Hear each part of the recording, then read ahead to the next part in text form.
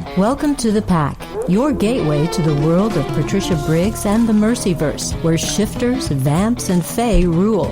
Magic hums just beneath the surface, and danger is always one heartbeat away. Now, let's run with the pack. Here are your hosts.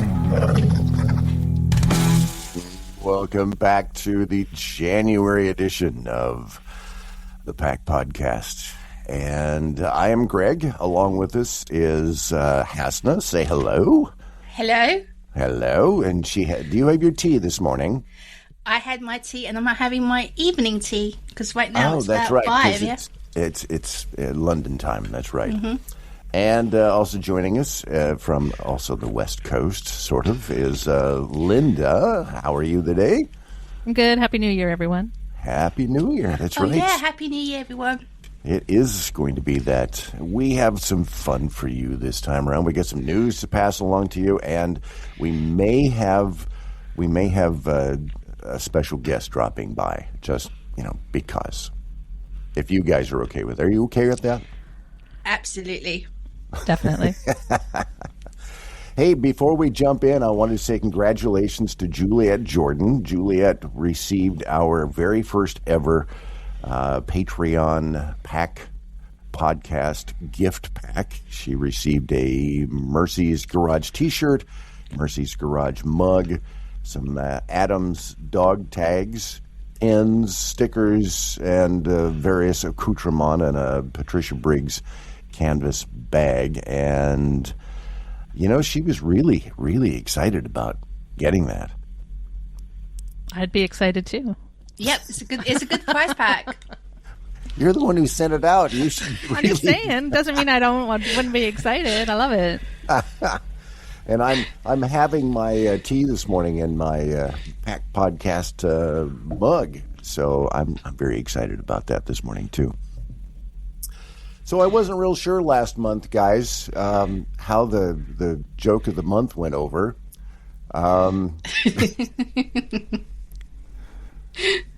I keep waiting for Linda to say something. Oh, you want me to, I got into trouble the last time, so yeah. So is it something that you would like to hear more of or less of? I'm not saying anything. All right. So I'm going to do it anyway, just because. Okay. Are you ready? Yeah, Okay. All right, here we go. What is a vampire's favorite fruit? Blood orange. An orange. Blood orange. Blood orange. Oh, that's good. Linda? No, I'm not guessing. She got nothing. Just hit me with it, man. Come on. A nectarine. Oh. Okay. Yeah. See, blood orange. I like that one, actually. It works. And before we jump into everything, let's give a quick shout out to our Patreon members. And of course, one of them has a name that I'm going to butcher all to heck here. So there's Kayla Bellamy, Brooke Miller, Sea Bunny, the Aproning of Elise. I don't know what that means, but welcome. And Celeste Carlson Stanley, as well as Jennifer Meischer Vandergroot. Vanderroot. I apologize if I screwed up your name, okay? So, all right. We wanted to talk about characters this month. And I think, Linda, you said something about sub-characters, other characters. Yeah, more minor characters that maybe we're, wanting to learn a bit more about, or dying to know if we'll ever see them again, that sort of thing. Any of those characters that? Well, let me ask first. Do you have any characters in mind? Well, yeah, and I have a question directed to our special guest about it. Okay, all right. It's let's keep people in suspense. Let's just bring our special guest right on board. Are we sure we want to do that? I would love to do that. Okay. Ladies and gentlemen, joining us now in the Pack Podcast is the woman that I had a near-death experience with yesterday. Patricia Briggs. Hello, all. Hi, Patty. How close Hi, to a Patty. how close to a near-death experience was that? I don't know. It looked like I was pretty haunted. You were pretty haunted yesterday. We ran into Patty at the book signing at the local Barnes & Noble, and I was there with my Ghostbuster group. So we took a PKE meter reading and lit the thing up. Really? Absolutely did, yeah. So, Patty, welcome to the podcast again. Nice to have you back. Thank you. It's wonderful to be here with Yeah, my we're happy to favorite have you. people. So, Linda, jump in. You've got questions about characters. Let's I've let's got do questions. this. Well, a couple of characters. Most importantly, I think Mercy's foster father, Brian. Now, we learn like a little bits and pieces about him, and one thing I think I just am curious about. Well, if he has, in your little Bible that you have, does he have a last name? Oh, probably not. I have to confess, in real life, I learn people's first names first, and I struggle. So I kind of do that with my characters too. I mean, Ben didn't have a last name until I don't know, about 4 or 5 books in. So, Right. I don't have a last name for him, and maybe I should do that. Maybe I should sit down and do some kind of flashback in the next Mercy book. I would love that. Would To love her it, foster family. I think that would be fun. I mean, we've already done the shoes incident with Leah and with Charles's unexpected aid. And so maybe I need to do something like from the before time when Mercy was really little. I think I've had a number of people at book signings ask about, writing a young adult book or a kid's book with Mercy's early adventures, which I don't know that I would ever do, but I think that bringing in some of her early memories might be a lot of fun. That would be adorable. I would love that. Yeah, but one thing that I love about Brian, one of the big piece of information that we know about him, that he was a sailor on the tall ships. Yes. And I always found it interesting that, for most of his adult life after that, he was landlocked. And when he chose to take his own life, he chose to use water. Yes. So I always thought, was this man, did he miss the water? He must have loved it if he was a sailor for most of his life. There's, especially in the tall ships, a lot of them had a love-hate relationship with the sea. I mean, it was incredibly dangerous. These people would get on the ships and they didn't have phones, and they didn't. I know this is obvious, but when you sit down and really think about what that means, if I lose my phone for a night, I get really stressed. Yeah, we all do. I infamously locked my phone, or I left my phone in the bathroom at the Arabian Horse Show, and went back to grab it, and they had locked the bathrooms for the night. So I was without my phone for a whole night, and all my books are on my phone. I couldn't read. I couldn't correspond with people. It was really frantic. And but there's no internet. There was you didn't know. You'd step on a ship and you'd sail for 3, and sometimes, if you were on like the British Navy, you might be 10 months, a year out on sea with very little information about what was going on at home. People came home and found, parents dead and family members dead and new children on the way and things like that. And the people who live those kinds of lives tended to show both the kind of fortitude, but also the kind of damage that happens when you have a bunch of people who may or may not like each other stuck together for 9 months with no way to get away from each other and no out, in long periods of boredom followed by moments of terror. And I think that Brian himself had a love-hate relationship with the ocean. He loved a lot of things about that, and he wouldn't step on a ship again. So, there. See, Wow. Thanks. I enjoyed that. Yeah. I just love his character so much. Yeah, because He's pretty cool. Yeah, he made a deep impact on the Mercy's, and it shows throughout the books. He taught her to be really independent. I mean, which goes with the era he was living in. Young people were expected to be adults at age 12 or 13, which was good for Mercy. He taught her how to shoot. He taught her how to load her weapons. He taught her how to fight. He taught her how to get one over on the werewolves. Right? Yeah. It's like I would love to know more about him as well. So I'm so glad that we might get like another glimpse in the future book.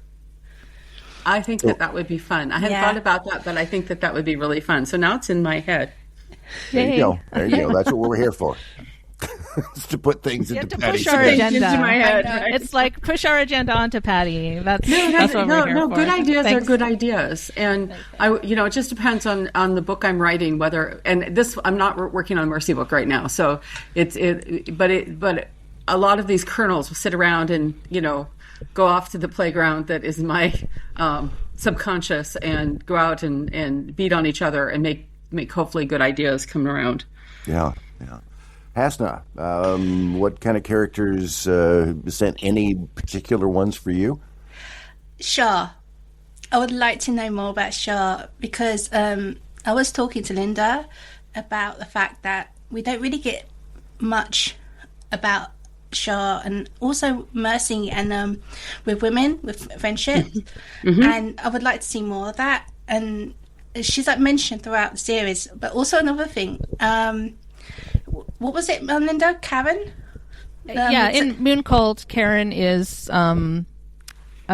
Mercy's college roommate who gives her the tattoo.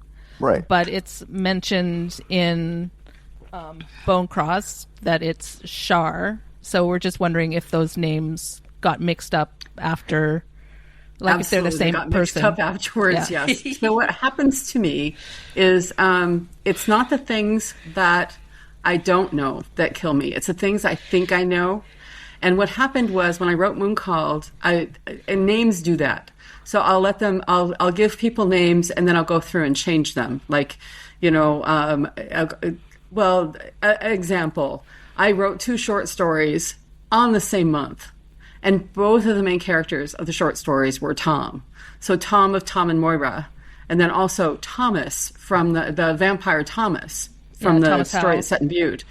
And I tried to change both of those names. I went in and I tried to give them other names, and that wouldn't work. Don't ask me why my subconscious had decided, but at least I could do Thomas and Tom instead of, So when I wrote Mooncalled, her name was Shar, and then I changed it to Karen, and I don't remember why, but I forgot that I changed it to Karen, and I don't go back and reread my books to find out things that I think I know. If I can't remember, I can go back. But so in my head, and it's the same thing. I think in the second book, you guys can correct me. Adam's wolf changes color.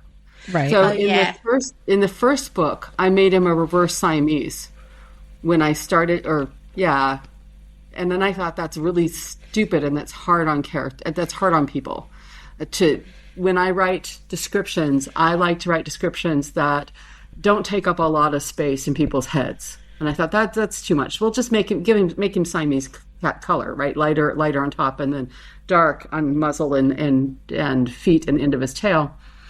And then I forgot that I did that. So I think the second book he's reverse Siamese again. So right, because revisions are a thing, and I don't always remember which version went forward, but I think I do. And that happened to Karen. And in my head now she's Shar. So we'll go forward. We'll keep her Shar. Yeah. She's going to show up in later books. She was supposed to be the character that showed up in Bonecross. When somebody one of her old college friends came to her for help that was living in Spokane. That was supposed to be Shar, and I decided that Shar was way too tough to end up in a life like that woman had. So I made her one of the other friends. Yeah, I love that you chose to do that and kept Amber as. Yeah. And we talked about this the other day at lunch, Patty, when you and Ann and I got together to recap podcast stuff. And you talked about the fact that I mean, you're way more into the books at this point than most authors get. I mean, most authors write, a single book or a 2 or 3, but you've got an ongoing series here that is deep now. 20 years. Yeah. 20 years, yeah. And keeping track of all of this, all these sub-characters that we're talking about. And, shout out to Linda and Hasna for keeping track of these things for you. Yes. I don't know what I would do. My head, if I try to sit out and think about all of the background story that I've done, I can't write. So I have to write the books, and then I fix them as best I can so that they follow the canon as I recall. And then I shout out to my trusty assistant Sparky, but mostly actually to Linda, who, bless her heart, finds these things. When I was doing revealing who Sherwood was, and I had to go to her and go, I don't think I've given a really good description of Sherwood. And she went back and found, no, indeed I hadn't, which was perfect for the plot of that book. So that worked. And it's awesome to have access to people who know my books better than I do. There you go, Linda. That's a little shout out. Thank you so much. That's very nice. Yeah. You're amazing, Linda. Seriously, you've got like an encyclopedia. Okay, enough. And she can cook too. Moving on. I love characters. I love background characters. I've always, from my days in the radio business, it's the background characters that I always liked the best. The old movies, it's the character actors that, got the best attention from me, not the stars of the show. And this is a character. My shout out character is actually one that you've used a lot, and we know not an awful lot about him, but he fascinates me because every time things get thick, he's there, and that's Uncle Mike. And Yeah. I would love to have, just a whole background on, what's Mike's story? What drives this guy to just now be a barkeep? He's a lot of fun. I really enjoy bringing him out. I think the last time he sort of stepped out in Winterlost, but almost more because there was another one of his kind of fae that was there. The story that really I think utilizes him the best was Fire Touched. Right. Where you find out that he's spying for people and he's taking an active role in the underground battles within and without of the Fae. So I agree with you. I really enjoy him, and I'm sure that we'll have more of him. He is a nice foil to the other Fae I have with Uncle Mike, with Z and Tad, and his character gives depths to the Fae without me having to bring out a whole cast of characters. Would you perceive Uncle Mike? And I'm gonna pull some Latin out. I don't do that very often, but would you consider Mike to be like a Deus Ex Machina? The only Deus Ex Machina that I have in the stupid books is that stupid fairy stuff. Well, there you go. Yeah. And I hopefully have changed it enough that it won't. It's a little more unpredictable now. Uncle Mike is a character I use when I need big powers to move, mostly to keep people from doing to my books what we all do to Tolkien. Is like, so, we could have had a way shorter trilogy if we had just given Frodo one of the eagles to go drop the ring off it, right? He established things in the world that could have made his story much shorter and much less impactful, and there was no good reason why they didn't do that. And people have written essays and books about why the Eagles couldn't have fixed all their problems. But actually, since Tolkien never did that, it doesn't matter. So what I do is I use Uncle Mike as an information source to make sure that everybody knows why things can't be easier. Why can't she just go to the Fae and say, I need you to go take care of the federal government when they come up? Or, or why don't you take care of this Fae that's bothering me? So Uncle Mike is the source that allows me to shape the story in the way I want to shape it. Nice. I really appreciate, that kind of a character that, what do you call it? Are you guys gamers at all, Linda Hasna? Yes. Yes. Okay. Yes. I almost want to call it, what are the characters? They're not NPCs, but the ones that you go to and you get information from. They don't really do an awful lot, but you have to go to them in a role-playing game and get information from. I feel like that's kind of an Uncle Mike, almost. Yes. Yeah. Yes. All right. And he's evolved a little bit to be more of a rounded character, but absolutely when I first put him in there, that was what he was supposed to do. Yeah. Because unlike Z, he is a part of the Fae community. Z is kind of apart from that. And so I needed somebody who was an insider. I have to throw in one more, just because I'm special like that. We have our granddaughter with us, our 15-year-old granddaughter. So every time I read Jessie, I think, oh, teenage daughter. Oh, teenage angst. Oh, why couldn't my granddaughter be more like Jessie? And I love my granddaughter, absolutely. But, Jessie is a character that you see all the teenage angst pieces, and yet it's at the same time you get this strong character, and I love that character. Awesome, thank you. Yeah, she's kind of a combination of all of my kids who were that age when I started writing her. In fact, one day from high school, when my oldest daughter came and she folded her arms and she said, "I have been informed that I'm one of the characters in your book."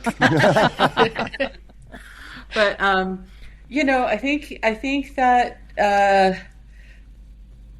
think it's important to me when I'm writing this book. It's a book about Mercy's community, and that means there have to be old people, and not just Fae old people, but like human old people with aches and pains, and also there have to be young people. And young people are fun because they have so much drama. Because every horrible thing that happens to them is the most horrible thing that's ever happened to them.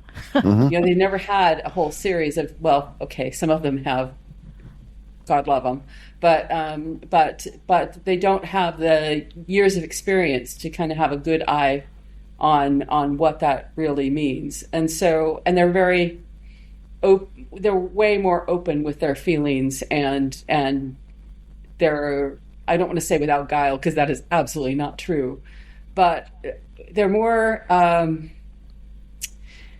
they feel like their feelings are important, and so they give them to us. Whereas older characters can hide behind and things that they don't like about themselves, they peel away. Whereas kids just are forming, and I really have fun with that. That brings up a good point with another character I was wondering about is Courtney, Tim's cousin. So in Bonecrossed, how she graffitied Mercy's garage and just has all of this anger and angst towards Mercy. Yes. Is she someone who might circle back? Oh, yes. As she ages? Yeah. Yes, absolutely. She, in my head, she's the core of a real resistance to the Fae and to the magic and to the things that are happening to the Tri-Cities. And the last few stories have not been stories to bring her in on. I mean, Winterlost, they go to Montana. Stormcurse, we're dealing with witches. But yes, so we're talking Citizens for a Bright Future and the John Lawrence Society. Yeah. Mm-hmm. Okay. Yes. I can't wait for that. And their backgrounds. There, let's see, Citizens for a Brighter Future. Is that them, or is that there's two organizations? One is there's the Little Women in Tri-Cities. John Lawrence is the more like more respectable. It's where congressmen and congresswomen. It's a lot of big, it's money, big money, big power behind it, and then the kind of the raw group that's working in the Tri-Cities. So both of those are going to come back.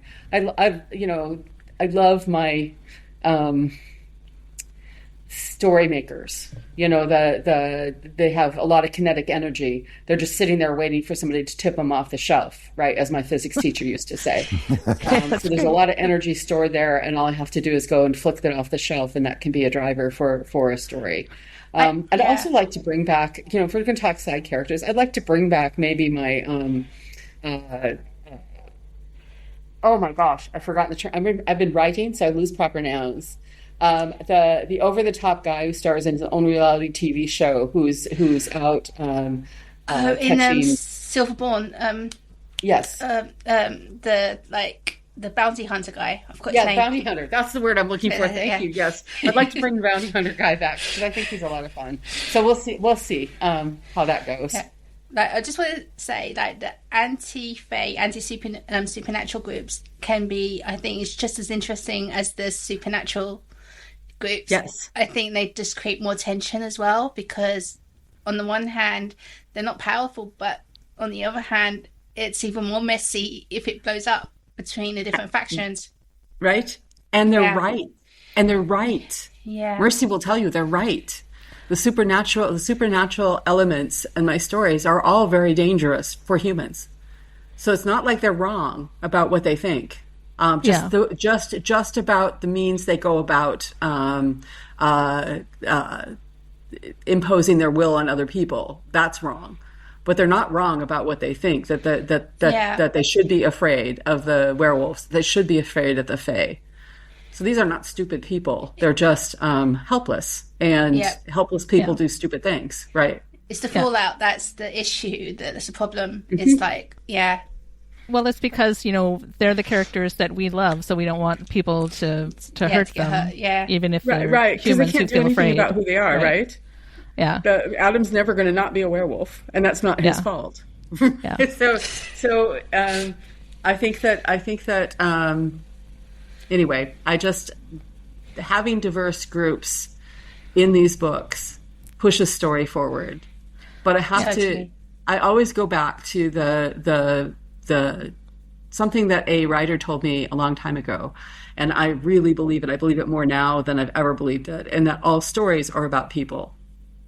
And ideas are wonderful, and strange ideas are fabulous, and whatever you need to do. But in the end, if your story is not about people, and more specifically to me, writing an urban fantasy, it's got to be about a select group of people. And as long as the story hangs in with that, it's something people will be interested in. So. And I do have to mention, he's not a side character, but man, I feel this poor man is Stefan. Yes. Now, please, Patty, can we cut this man? Since Silverborn? Is that right? Yes. From Bloodbound. No, from Bloodbound. You're right. From Bloodbound. Yes, that's a long time. That's like 19 years that we've been torturing Stefan. Out of the ringer, in the ringer, about I feel so sorry for him. There's always got to be one, right? Will there be a light at the end of the tunnel for this poor man sometime in the future? Oh, that's where fine. He's not tortured. Happy characters don't make good stories. I know, but please, torture. No. I will say that there are softer times coming for him. Is that good? Thank you. That's all. I will sleep well tonight knowing that. Okay, softer times coming for him. He deserves, I think there'll be one more big story because we have to, I think, either change the vampires he's hanging out with, change their outlook, or move him out of the seed in order for him to be safe. Does that make sense? It does make sense, yes. Right. Totally. So there's a tease. Because he is a pawn in a lot of people's a lot of people's wheelhouses. And he might do that himself. He is not without his own power. He's just been unwilling to hurt other people because he's the soldier, right? His job is to protect people. His job is to follow orders. Oh, I agree. Yeah. Right. And he's so powerful. He is one of the more powerful vampires we've seen. Yeah. Because I think he holds things back. Like, I think people like Mercy, they underestimate him as well. Yes. Because he doesn't want to be in that position. And I think there'll be a point where he will be in that position where it'll be like, and they'll like, he'll surprise them. But at this point in time in the series, I don't think he is willing to do that. But he is very strong and determined. He's very strong. What he's not is ruthless. Yes. I mean, this is a guy who loves Scooby-Doo. This is a guy who learned ASL, right? So he American Sign Language. So he is a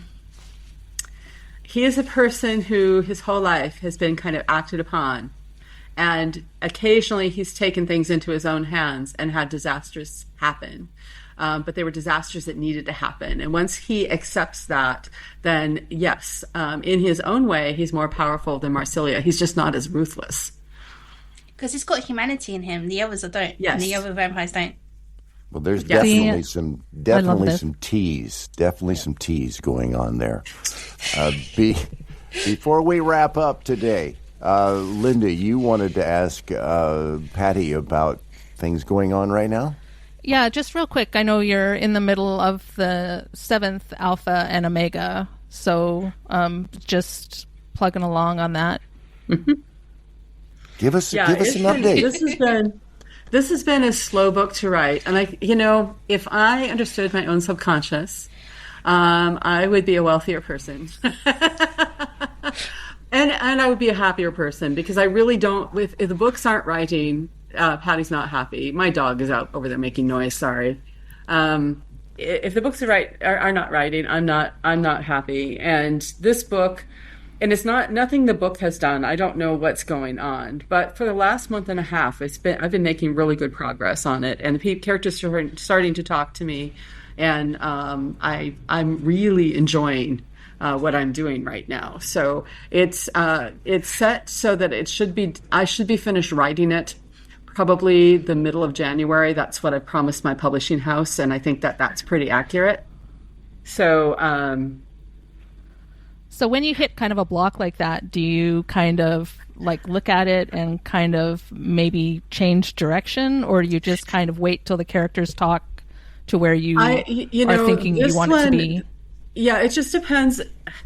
The thing about having written a lot of books is that I finally gotten to the point where I have to say, I don't know. There are things I try. I mean, one of the things I've tried and has been successful for me for years is that I get other good books and I read them. Or I get out my Lord of the Rings movie and I watch the movie again, because that helps.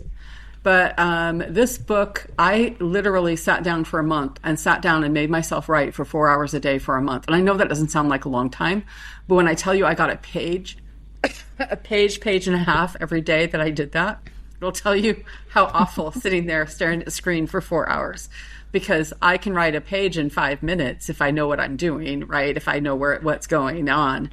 And usually the next day, the first thing I would do is go back and go over that page and throw it out and try again. So this one, I literally just bowled through the cruft, I guess. And one day it started writing for me. And just this last week, it started to be fun. And I'm enjoying it, and I'm enjoying the story. And I think part of it was trying to figure out exactly what kind of story it was going to be.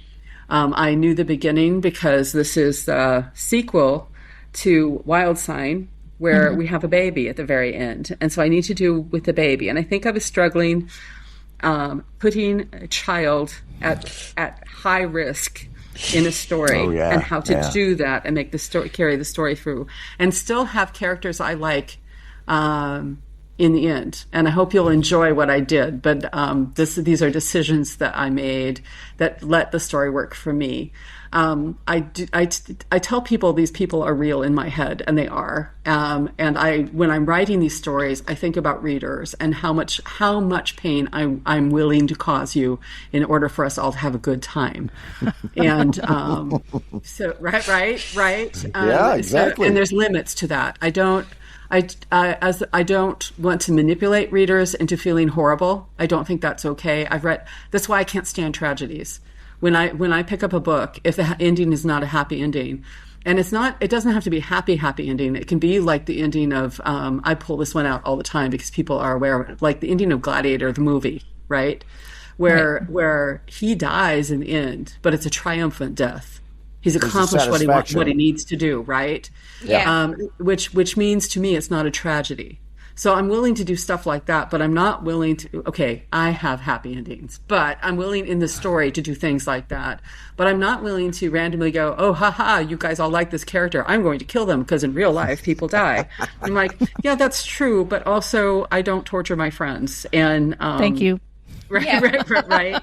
That's not something I'm comfortable doing. And when I read people who are doing that, I get really angry. It's much easier to make people sad, and it's much easier to make people to hurt people than it is to make them happy. Comedies are a lot harder to write. They're a lot harder to. I learned this when I was acting. That a tragedy is easy. You know, acting as a character in a tragedy is super easy compared to acting as a character in a comedy. Your timing has to be much better. Yeah. People, it's The Matrix, they hit on something when they're in the Matrix movies where they talked about how initially the Matrix was happy, joyful lives. Everybody went out and had a great time and people didn't believe it. So the Matrix then was set up with these horrible, horrible, sad little lives. And you find out you're not really living that. You're just a thing supplying, I can't remember whether it was energy or what it was that they were supplying to the aliens. Yeah. But, we are naturally, I think, inclined to sadness, and I don't want to feed that.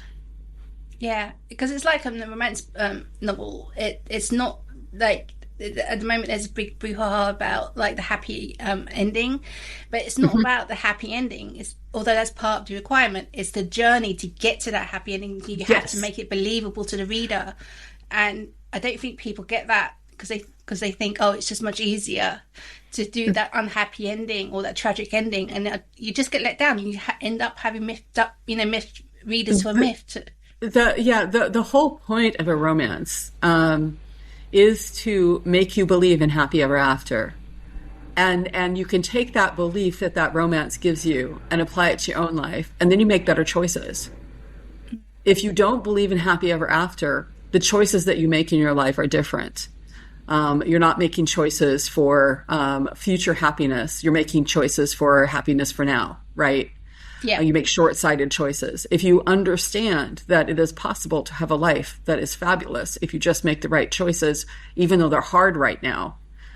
And that's one of the jobs of romance. The other one is an escape, a happy, safe escape. I pick up romances when real life is too much. Right. And the romance can have hard points in it and stuff, but it's got to make me feel better about the world and myself and because I need that right now. And that's what a romance does. Nice. In a way, I think that's what fantasy should do too, because fantasy is about hope. I think romance is about happiness. And fantasy is about hope, and they twine together very well. To me, that's why romantasy is such a big thing right now. People have discovered that they intertwine with each other very well. I think that's why. Escapism, exactly. And there's nothing wrong with escapism. There's nothing wrong with it at all. Yeah, we love escapism here at the podcast. Once a month, here we are. Yes. To help you escape your real lives. That's right. And here we are. Good luck with getting the rest of the book done, because as writers, it is a job. But at the same time, as long as you're having fun, like you said, we're excited about reading that fun when it comes out. Yeah, we can't wait. Yeah. You don't want to read a book that I didn't have fun writing. No, we absolutely don't. All right. It has been a real chore to say that we have to quit. We have to stop talking at this point. But it's been a lot of fun to talk about some of these characters that, are always in the background, and we'd like to see more of them. And who knows, maybe this gives Patty some springboard to some other ideas, and that would be great.